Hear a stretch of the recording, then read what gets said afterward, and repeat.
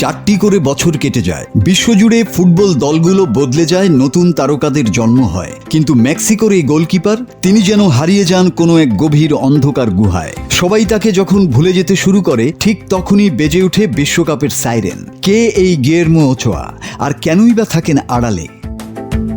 Football প্রেমীদের মাঝে একটা দারুণ রসাত্মক গল্প প্রচলিত আছে। ওচোয়া নাকি আক্ষরিক অর্থেই 4 বছর একটা গোপন গুহায় ঘুমিয়ে থাকেন।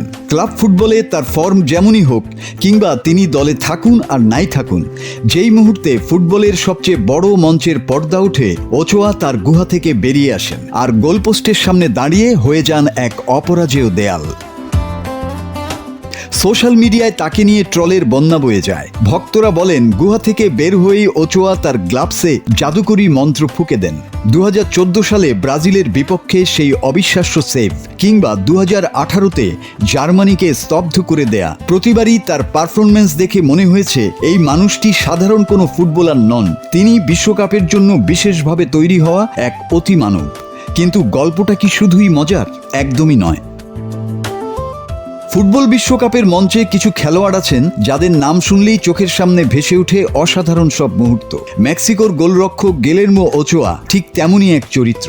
ক্লাব ফুটবলে হয়তো তিনি কখনো ইউরোপের আলোচিত তারকাদের কাতারে ছিলেন না, কিন্তু বিশ্বকাপ এলেই যেন বদলে যান তিনি। 40 বছর বয়সে এসেও এই ওচোয়া যখন তার রেকর্ড 6ঠবারের মতো বিশ্বকাপ খেলার এক অনন্য ইতিহাস গড়েন, তখন গল্পটা রূপ নেয় এক চরম অনুপ্রেরণায়। লিওনেল মেসি বা ক্রিস্টিয়ানো রোনালদোর মতো কিংবদন্তিদের পাশে বসে ওচোয়া প্রমাণ করেছেন, বয়স কিংবা আড়াল হওয়া কোনো বিষয় নয়, সঠিক সময়ে জ্বলে ওঠাই আসল কথা।